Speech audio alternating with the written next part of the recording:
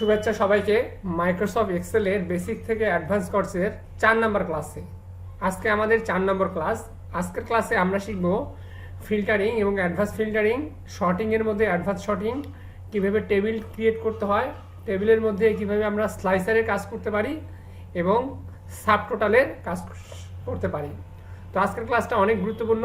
আপনারা যারা ঘরে বসে মাইক্রোসফট এক্সেলের বেসিক থেকে অ্যাডভান্স কোর্সটি করতে চান তারা অবশ্যই আমাদের আইডিয়াল সলিউশন ভিডিও চ্যানেলে সাবস্ক্রাইব করবেন এবং ভিডিওগুলো সবার মাঝে শেয়ার করে দেবেন। তো কথা না বাড়িয়ে শুরু করা যাক আজকের 4 নম্বর ক্লাসটি। তো প্রিয় ভিউয়ার্স, প্রথমে আমরা শিখব ফিল্টারিংয়ের কাজ। ফিল্টারিং শব্দের অর্থ হচ্ছে ছাঁকা বা অসংখ্য ডাটা থেকে এক শ্রেণীর ডাটাকে আলাদা করা।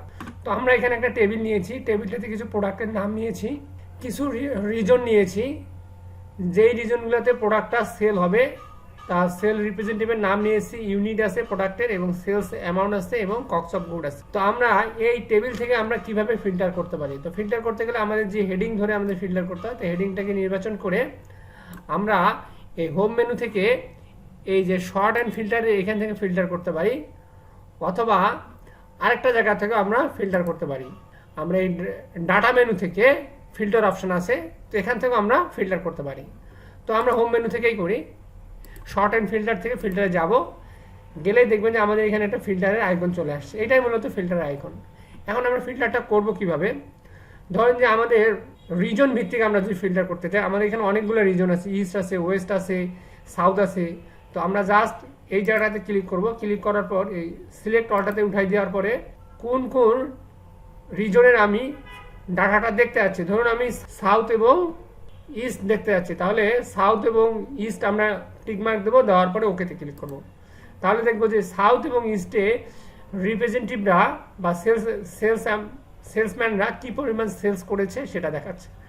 এখন আপনারা জানতে চাচ্ছেন যে এই ইস্ট এবং সাউথের মধ্যে কে কে সেল করেছে। ধরুন আমরা স্পেসিফিক কোনো সেলসম্যানের ডাটা দেখতে চাই, ধরুন আমরা শুধু হুসাইনের দেখতে চাই এবং শুধু নিকের দেখতে চাই, তাহলে আমরা হুসাইন এবং নিক দিব, দিয়ে ওকে করব। তাহলে দেখবো যে হুসাইন সাউথ রিজনে এবং ইস্ট রিজনে কি কি সেল করেছে সেটা বের হচ্ছে, আবার নিক কি কি প্রোডাক্ট সেল করেছে প্রোডাক্টের নাম সহ আপনারা দেখতে পাচ্ছি। তো এইভাবেই আমরা ফিল্টারিংয়ের সাহায্যে মাল্টি ক্রাইটেরিয়া ধরেও আমরা ফিল্টারিং করতে পারি। তো আবার ফিল্টারিংটা তুলে ফেলবো কিভাবে? আমরা জাস্ট একইভাবে যদি আমরা ফিল্টারে একবার ক্লিক করি তাহলে আমরা ফিল্টারটা তুলে যাবে। তো এটাই মূলত ফিল্টারিংয়ের কাজ। এরপর আমরা শর্টিংয়ে যাব। তো শর্টিং আমরা প্রথমে বেসিক শর্টিং শিখবো, তারপর আমরা অ্যাডভান্স লেভেলের শর্টিং শিখবো। শর্টিংটা খুবই গুরুত্বপূর্ণ একটা বিষয়। প্রথমে আমরা যে শর্টটা শিখবো সেটা হচ্ছে স্মল টু লার্জেস্ট। আমরা এখানে কিছু নাম্বার নিয়েছি, তো নাম্বারগুলোকে আমরা কিভাবে বড় থেকে ছোট বা ছোট থেকে বড় সাজাতে পারি। তো প্রথমে হচ্ছে আমরা স্মলেস্ট টু লার্জেস্ট আমরা দেখবো। এখানে কিছু নাম্বার নিয়েছি, আমরা এটা শর্টিং করব কিভাবে? আমরা জাস্ট এই শর্ট অ্যান্ড ফিল্টারে যাব, গেলেই দেখতে পাবো লেখা আসে যে স্মলেস্ট টু লার্জেস্ট এবং লার্জেস্ট টু স্মলেস্ট। যেহেতু আমরা স্মলেস্ট টু লার্জেস্টে শর্ট করব, তাহলে আমাদের এখানে স্মলেস্ট টু লার্জেস্টে ক্লিক করতে হবে। তাহলে দেখেন যে আমাদের এক সবার উপরে চলে আসছে। একইভাবে আমরা যদি এখানে লার্জেস্ট টু স্মলেস্ট করতে চাই, তাহলে এখান থেকে একইভাবে আমরা যদি লার্জেস্ট টু স্মলেস্ট করতে চাই তাহলে লার্জেস্টটা সবার উপরে চলে আসবে। তো এইভাবে আমরা লার্জেস্ট এবং স্মলেস্ট করতে পারলাম। এখন আমরা দেখব যে ক্যারেক্টার ধরে কিভাবে আমরা হচ্ছে শর্টিংটা করতে চাই। তো আমরা হচ্ছে এখন যদি শর্ট অ্যান্ড ফিল্টারে যাব, এখন দেখবো যে short and smallest to largest নেই, এখন শর্ট আসছে A to Z এবং শর্ট Z to A। তারপরে আমি যখন এই নাম্বার ধরে না করে ক্যারেক্টার ধরে বা লেটার ধরে শর্টিং করেছি, আমার কার্সরটা এই কোভিডের মধ্যে আছে, এই জন্য A থেকে Z আসছে। তো আমরা যদি A থেকে Z পর্যন্ত করতে চাই তাহলে আমরা A থেকে Z এ ক্লিক করব, তাহলে আমাদের ক্যারেক্টার ওয়াইজ সবার আগের ক্যারেক্টারটা হচ্ছে C, এটা চলে এসেছি। তো এভাবে আমরা শর্টিংটা করতে পারি ক্যারেক্টার ধরেও। তারপর আমরা শিখবো ওল্ডেস্ট টু নিউয়েস্ট। আমরা তারিখগুলো যদি আমরা পুরাতন থেকে নতুন সাজাতে চাই বা নতুন থেকে পুরাতন সাজাতে চাই, সেক্ষেত্রে আমরা কী করবো? তো আমরা সিলেক্ট করবো। সিলেক্ট করার পরে আমরা এখন দেখেন যে ওল্ডেস্ট টু নিউয়েস্ট এবং নিউয়েস্ট টু ওল্ডেস্ট। আমরা যদি এখন ওল্ডেস্ট টু নিউয়েস্ট করতে চাই তাহলে আমরা এই ওল্ডেস্ট টু নিউয়েস্টে ক্লিক করবো। তাহলে দেখবে যে 1 ডিসেম্বর থেকে 6 ডিসেম্বর, তার মানে কি 1 ডিসেম্বরটাই তো ওল্ড আর 6 ডিসেম্বরটাই তো কারেন্ট। তো আমরা একইভাবে ওল্ডেস্ট টু নিউয়েস্ট করতে পারলাম। তো প্রিয় ভিউয়ার্স, এটা হচ্ছে বেসিক শর্ট। এখন আমরা যে শর্টটা শিখবো সেটা হচ্ছে একটা অ্যাডভান্স লেভেলের শর্ট। মাল্টি ক্রাইটেরিয়া ধরে আমরা শর্টটা করব। তো কিভাবে মাল্টি ক্রাইটেরিয়া ধরে আমরা শর্টটা করব? আমাদের এখানে কিছু ডেট দেয়া আছে, এখানে কিছু রেস ট্রাকের নাম দেওয়া আছে, যে জুপিটার, ওজন, কয়েকটা রেস ট্রাকের নাম দেওয়া আছে এবং এখানে রেসারের নাম মানে ব্যক্তির নাম, যে যারা রেস করবে, এখানে কিছু এজ দেওয়া আছে রেসারগুলো, তাদের বয়স কীরকম এবং এই রেসটা তারা কত মিনিটে বা কত সময়ের মধ্যে কমপ্লিট করেছে। এখন আমাদের এখানে 3টা কন্ডিশন দেওয়া হয়েছে। 3টা কন্ডিশনটা কি? কন্ডিশনটা হচ্ছে যে নিক যে ইয়েলো আছে এটা সবার উপরে থাকবে, এই টেবিলের মধ্যে এটাকে সবার উপরে আনতে হবে। তারপর নিক বাদে বাকি যে রেসারগুলো আছে, এই রেসারগুলো আছে সেগুলাকে এ থেকে জেড পর্যন্ত সাজাতে হবে, যার এ অক্ষর দিয়ে বা এ লেটার দিয়ে নাম সে সবার উপরে থাকবে। তারপর হচ্ছে এস এর দিক থেকে আমাদেরকে কার এজ সবচেয়ে বেশি বা সিনিয়র থেকে জুনিয়র এটাকে আমাদেরকে সাজাতে হবে। তো এইভাবে আমাদের যদি মাল্টি ক্রাইটেরিয়া ধরে আমরা শর্টিং করতে চাই, সেটা আমরা কিভাবে করব? তো সেটা আমরা দেখি কিভাবে করতে হয়। তো আমরা এটাকে নির্বাচন করব, সিলেক্ট করার পরে এই শর্ট অ্যান্ড ফিল্টার থেকে এই কাস্টম শর্টে যাব। কাস্টম শর্টে যাওয়ার পরে আমরা প্রথমে এখানে হচ্ছে এই রেসারটাকে নিব, যেহেতু আমাদের প্রথম কন্ডিশন ছিল কি এই নিকটাকে সবার উপরে থাকতে হবে, তাহলে আমরা রেসার হচ্ছে ডি নাম্বার কলামে, তাহলে আমাদেরকে এখানে রেসারটাকে নির্বাচন করতে হবে। করার পরে এখান থেকে সেল কালার দিতে হবে।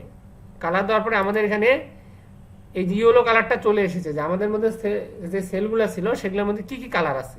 তো ইয়েলো কালার আছে, তো ইয়েলো কালারটা সিলেক্ট করলাম। সিলেক্ট করার পরে অন টপ, যেহেতু এটা সবার উপরে থাকবে এখানে অন টপ থাকবে। তো এটা আছে আমাদের প্রথম কন্ডিশন ছিল। একইভাবে আমরা সেকেন্ড কন্ডিশনটা প্রয়োগ করব কিভাবে? আমরা জাস্ট এখানে অ্যাড লেভেল নিতে হবে।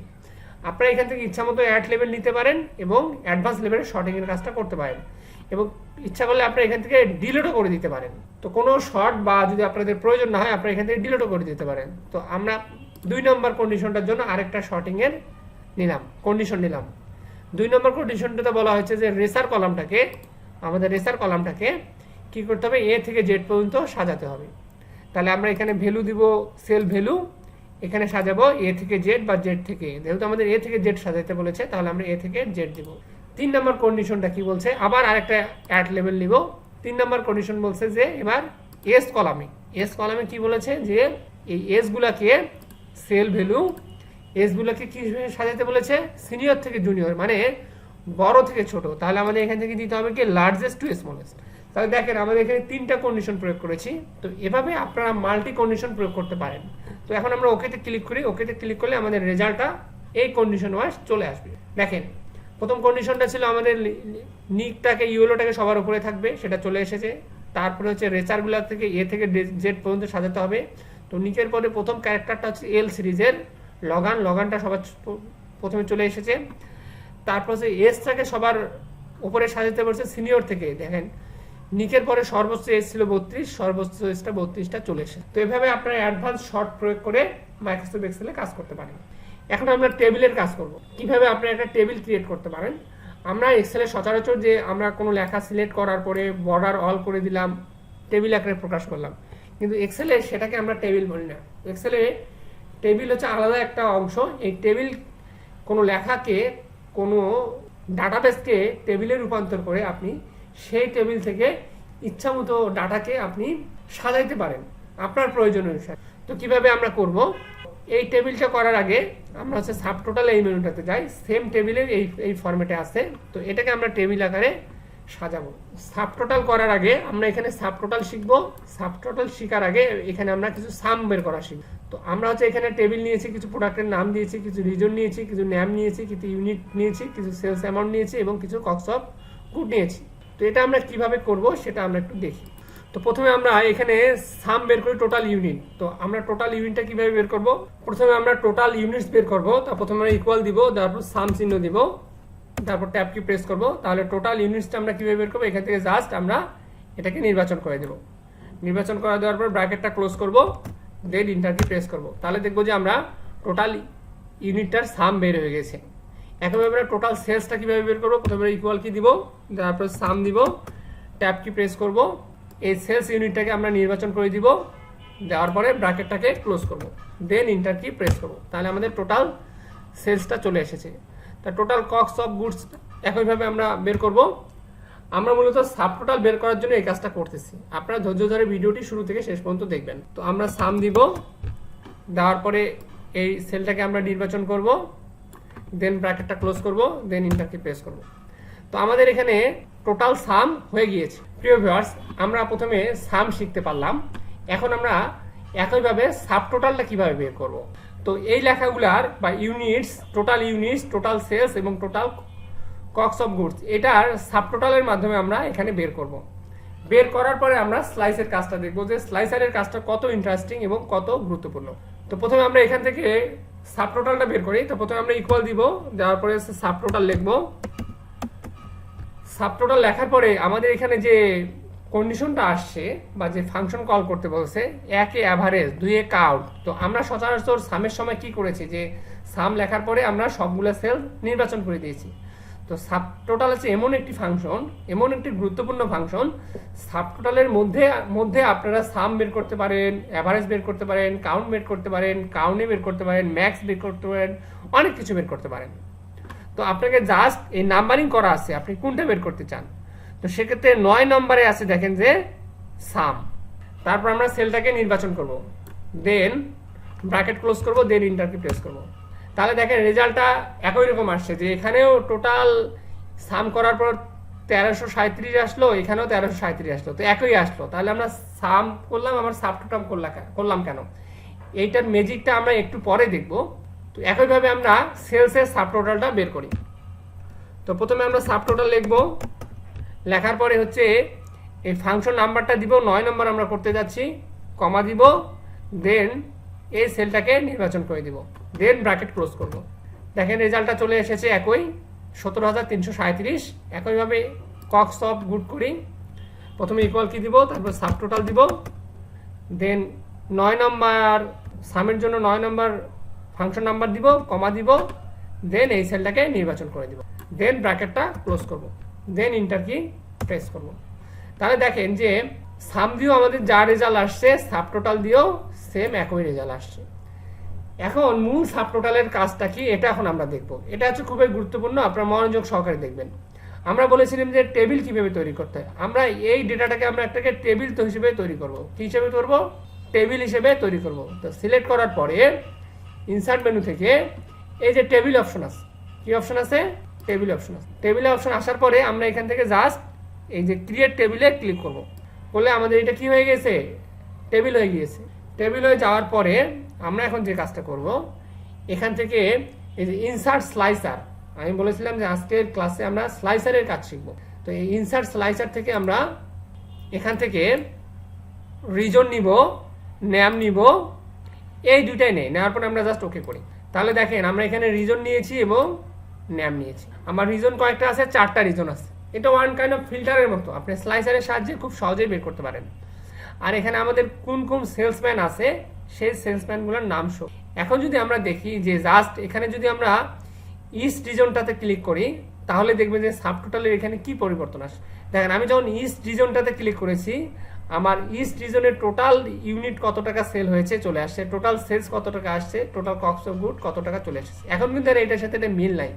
এইটা হচ্ছে সাব টোটালের ম্যাজিক এবং স্লাইসারের ম্যাজিক। তো সাব টোটাল এবং স্লাইসার হচ্ছে একটা ইম্পর্টেন্ট ফাংশন এক্সেলে, আপনারা নিশ্চয়ই বুঝতে পেরেছেন। একইভাবে আমরা যদি ওয়েস্ট রিজনে দেখতে চাই, তাহলে দেখেন ওয়েস্ট রিজনে কারা কারা সেল করেছে সেটার রেজাল্টটা শুধু চলে আসতেছে, টোটাল ইউনিট কত আসতেছে, টোটাল সেলস আসতেছে। ধরুন যে ওয়েস্ট রিজনে শুধু হোসাইনেরটা দেখতে চাই, তাহলে আপনি হোসাইনের ক্লিক করেন, একজনের দেখেন হোসাইন ওয়েস্ট রিজনে 2টা প্রোডাক্ট সেল করেছে, একটা ডিভিডি সেল করেছে, একটা কিবোর্ড সেল করেছে। টোটাল ইউনিট 99 টাকা, টোটাল সেলস 1185 টাকা।